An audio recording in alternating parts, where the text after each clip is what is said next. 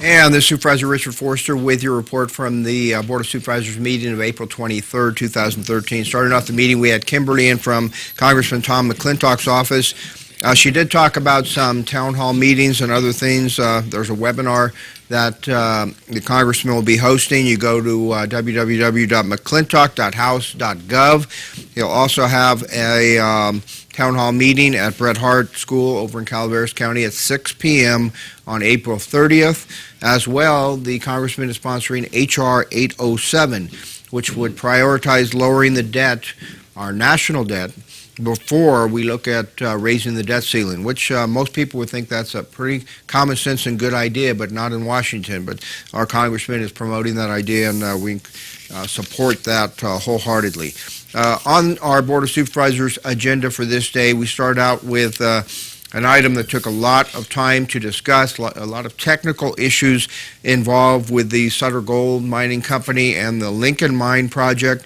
This is, if you've missed it, in Amador County, it's between Sutter Creek and Amador City on Old Highway 49.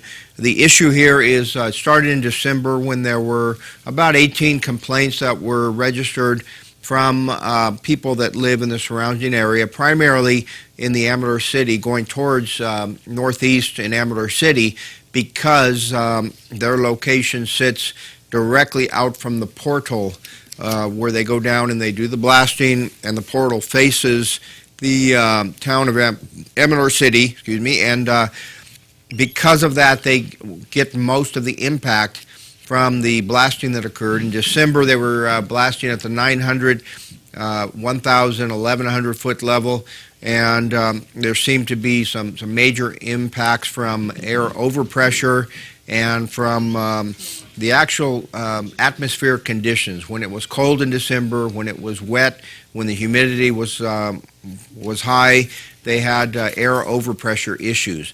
Now, there was no monitoring set up at that time. No monitoring was required to be set up. Sutter Gold Mine has about 100 conditions they have to meet on their special use permit that they were granted. With that, they've done a very good job. They try to take care of their neighbors. On this issue, though, they have mitigation measure 43.4, which requires them to monitor ambient and blast air overpressures at the site, which they do, and they have done very effectively. They were also required to monitor it at the closest location off-site. So they have a location set up at a nearby dwelling. The issue here in December of last 2012 was that they were not doing monitoring at the time, not required to. They voluntarily agreed after a session at the Board of Supervisors to set up more monitoring devices. They set up 2 in Amador City, 1 in a nearby dwelling to Amador City, and 1 in Sutter Creek. And their monitoring showed that there's little to no effect based on the levels, the dBA levels, which monitors noise, and the dBL, which is a linear type of monitoring of the decibels, which actually monitors the ground vibrations and other things in addition to noise. It's actually more intense monitoring than the dBA, but they did compile and evaluate the results of the blast monitoring and blast logs, and their blast data was well below the allowable daytime project thresholds, and most blasts in Sutter Creek and Amador City were not audible according to their results. They did hire a special consultant that came in, a blast consultant on sound, and they did the monitoring. The ones that were noticeable were 0.4% and very low amount, but even the ones that were noticeable were well below threshold levels. By the way, that threshold goes from what they're monitoring is about 70 to about 150 decibels. At 150 would be damage to structures, and they're nowhere near that.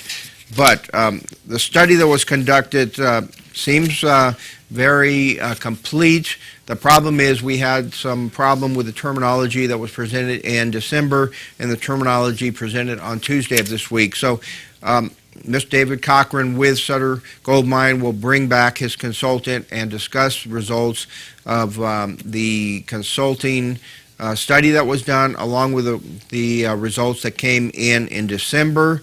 And the board encouraged Mr. Cochran to look at down the road what happens in November, December of 2013, where we have the same atmospheric conditions. They feel that they're going to be much lower in the ground, so they won't have those effects, but we'll see what happens there and stay tuned.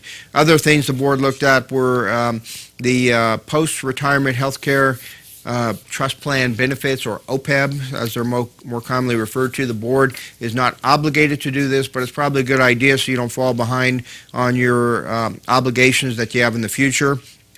The board did contribute $245,000 to this cause in December of 2010, nothing in 2011, 2012, and board is concerned that we don't want to fall behind. You put an obligation on future boards to come back on. We'll discuss this more when we get into the budget planning and our preliminary budget in May of 2013.